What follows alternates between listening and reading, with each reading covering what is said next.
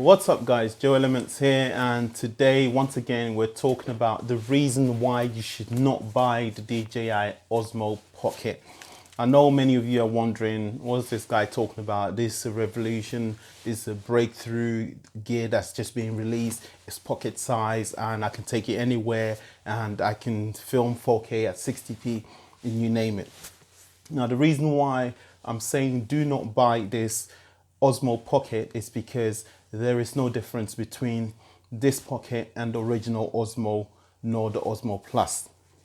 And I know you're thinking, okay, clearly look at the size. Clearly we're shooting at 4K at 60, which the previous one wasn't doing. And clearly it's only for £349 or $399. Why shouldn't I buy it? The camera that you own right now, my question to you is this Osmo Pocket going to replace it? That's the first question you have to ask yourself when you're going out to invest in another gear. The reason being is because when we do invest in another gear, the whole point to invest in another gear is to replace the previous one. If not, to use the next gear in attachment to the current one that we own. So if I'm using a Sony a7 III or a Panasonic GH5 or a Red camera, will this Osmo be able to go hand in hand with it? Will this Osmo be able to perhaps replace it?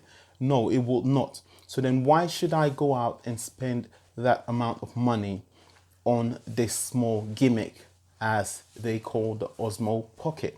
Another question is, how would my client feel if I actually turn up with this Osmo Pocket on their wedding? Or how would my client feel if I turn up with this Osmo Pocket on their film set? Because perhaps I don't own a proper gimbal for my Red camera, for my 1DX, or for whatever camera that I'm using. I don't have a proper full-size gimbal for it. And that's the reason why I decided to go and get this Osmo. How would they feel? Would they take me serious? Or better yet, I should ask you, how would you feel if you hired someone to come and film on your set, a DP who owns their own equipment, to come and do your film your work for you, and they turn up with this Osmo gimbal? How would you feel as the person that is paying for the service? Clearly, I'm pretty sure that you would not be happy. You would not take the person serious, nor would you even bother contacting the person if you get to know that that's what they use.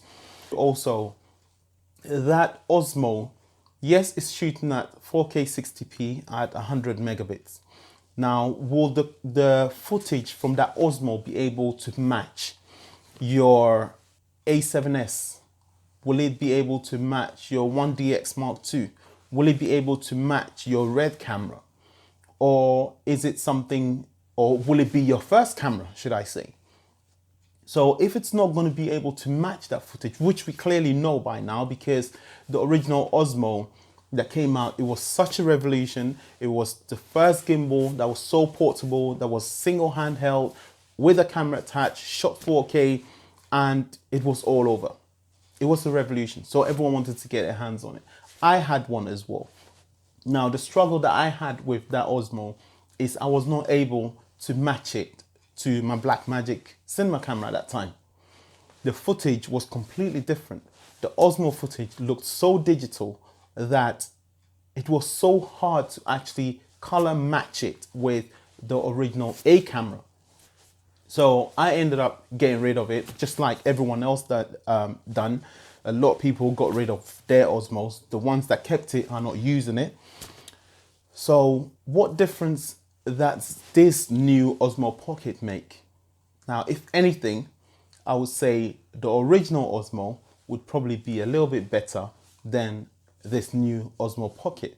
The reason being, it's a bigger camera, slightly bigger sensor, a bit more heavier, a bit more stabler. So why would I actually fork up £349 to go and buy this Osmo if one, I cannot match the footage with my current camera that I own? If two, I'm not able to turn up to a set with it because I'll look like a fool. Or if three, it's not better than the previous Osmo. You're probably thinking, yes, but the Osmo Mobile is not made for filmmakers, it's made for vloggers, and that's all it is. Yes, which is brilliant. I totally agree with that, and I would 100% say, yes, vloggers, go out and buy it. But until I say that, the best camera that you own is the one in your pocket as a vlogger.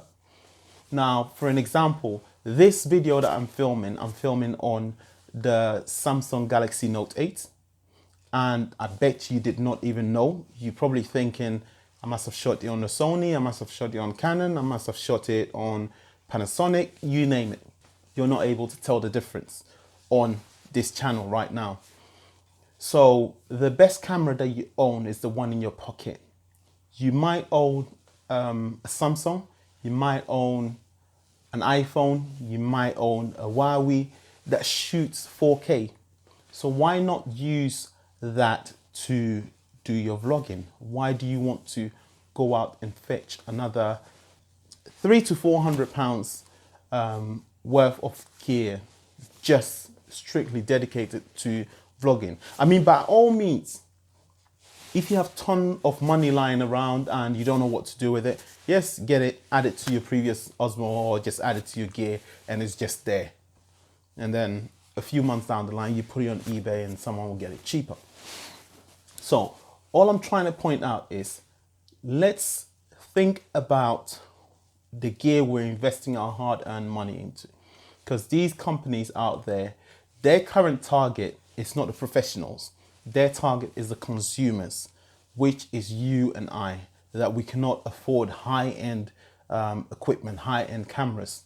And so they're targeting us with a new gimmick every year, if not every 8 to 9 months. And then because we're consumers, we don't know, and we lose our balance as, is that one better? Is my one better? What should I do? It's latest tech, so definitely it's better. And then you get rid of your gear instead of focusing your thoughts and your energy into creating the content.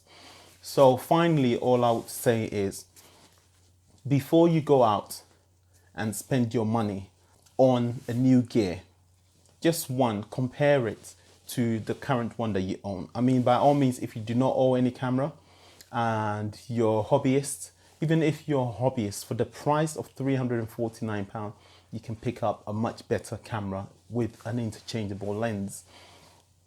And if you feel that you need to change or upgrade your gear, think about it. Will it match your current? Will it be fair to turn up on a set with it? Would it be acceptable for you to turn up on your client's set with such a gimmick? So think about it before you actually go out and spend your hard-earned money. Feel free to leave your comments. I might be very negative towards this new gear. This is my personal opinion. If you feel I'm talking gibberish, yes, go ahead and comment below. I'll be more than happy to answer any question. So is it for me? Again, do not buy this DJI Osmo. Stay tuned. Peace.